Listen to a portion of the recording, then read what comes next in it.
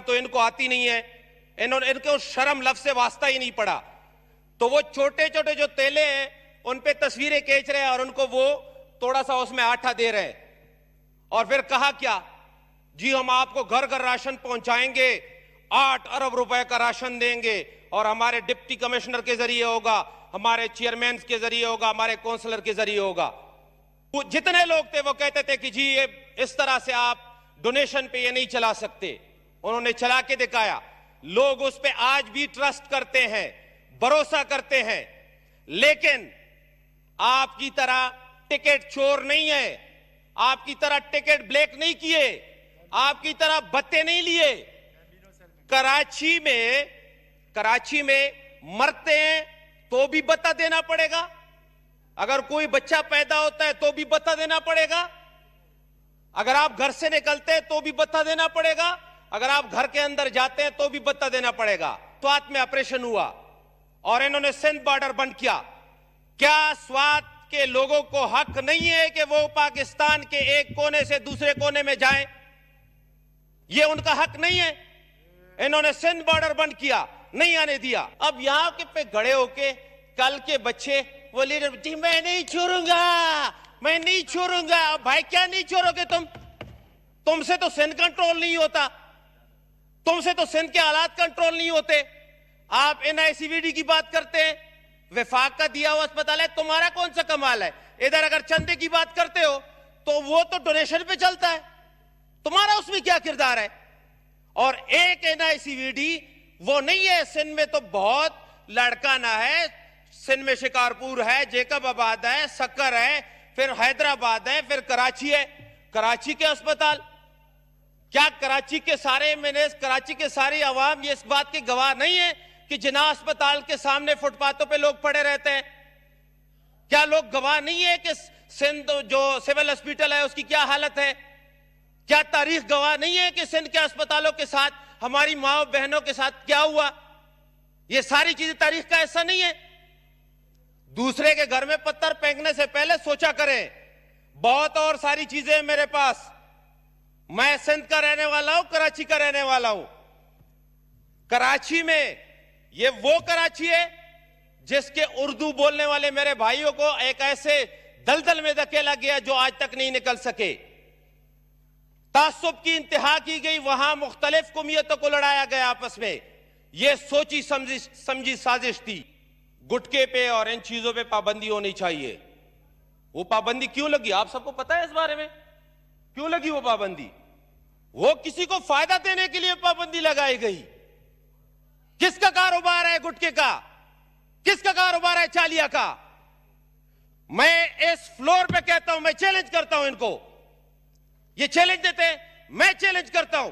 कराची में कोई मुझे डिस्पेंसरी दिखाए जिसमें हेरोइन ची पाउडर पीने वाले रात को ना सोते हो। कितने सारे प्राइमरी स्कूल है जो बंद पड़े हुए हैं, लाखों बच्चे स्कूल से बाहर हैं, बच्चे पढ़ रहे होते हैं। चेयरमैन साहब हल्फन कह रहा हूं, वीडियो मौजूद है। मैं एक स्कूल में गया, मेरे हलके में NA 250 में, वहां एक टीचर पढ़ा रही थी और दूसरे कमरे में वो पाउडर पी रहे थे। ये हाल है। मैं चैलेंज करता हूं, बनाए कमीशन, आपके वजीर और आप करोड़ों के धंधे में, पानी का जो धंधा है उसमें आप मुलविस नहीं है। कबूल करें चैलेंज। मैं रिजाइन करूंगा अगर मेरी एक बात गलत निकली। करोड़ों का धंधा होता है रोजाना, एक टैंकर 15,000 रुपए का बिकता है और सैकड़ों टैंकर जाते हैं, बेचे जाते हैं। कौन मुलविस है? बनाए कमीशन, JT बनाए। और उज़ैर बलोच आपके MPA रोजाना हाजिरी दिया करते थे, हलफ उनका लिया हुआ था, सरों से फुटबॉल खेले जाते थे, आप सरपरस्ती करते थे, एक तरफ की दूसरी तरफ दूसरा करता था। एक दिन में बसों से लोगों को उतार कर, चुन चुन कर, शनाख्त करके उनको मारा गया। यह कराची की तारीख है। 30-30 कत्ल एक दिन में होते थे। लाशें मैंने अपनी आंखों से देखी, मेरे भाइयों ने देखी होगी, मेरे कराची के शहरियों ने देखी होगी कि लाशों हाथ पांव बंदी लाशें मिलती थी।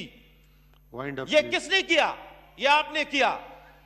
अब मैं अपना हल्का बता रहा हूं, मुझे अपने हल्के का तो पता होगा। एक स्कूल मुझे बताएं, एक स्कूल कि उसमें सरकारी स्कूल में पढ़ाई हो रही हो, टीचर आते हो।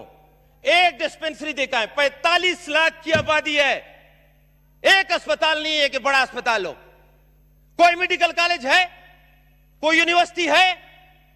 और बातें इतनी बड़ी बड़ी। और किसकी बातें करते हो? उस शख्स की बात करते हो जिसको सुप्रीम कोर्ट, वैसे तो सुप्रीम कोर्ट के बड़े फैसले, जी बड़ा अच्छा फैसला आया, उसने कहा कि यह सादिक और अमीन शख्स है। और आपसे गारंटी की लेने की जरूरत क्या है? आपका कैरेक्टर क्या है? आपकी क्लास क्या है? जो बम्बीनो सिनेमा के बाहर टिकट बेचता है उसको सदर साहब और सदर साहब, ये आपके लीडर है। Thank you very much. आखिर में स्पीकर साहब, चेयरमैन साहब, आखिरी, आज 15 करोड़ रुपए जो विफाक निधि है, जिस तरह मेरे भाई ने कहा, बाखुदा लोग हमारी तारीफें करके नहीं तकते। वजह क्या है? क्या कराची की तरफ जैसे ये कहते हैं विफाक कराची में काम क्यों नहीं कर रहा है? क्या लाहौर भी विफाक की तरफ देखता है? क्या पेशावर भी विफाक की तरफ देखता है? क्यों नहीं होता? आपसे तो कुत्ते अपने कंट्रोल नहीं हुए। आपके तो कुत्ते रोजाना गलियों में निकले होते हैं, लोगों को काटते हैं। पहले वो तो कंट्रोल करो। थैंक यू जी। मैं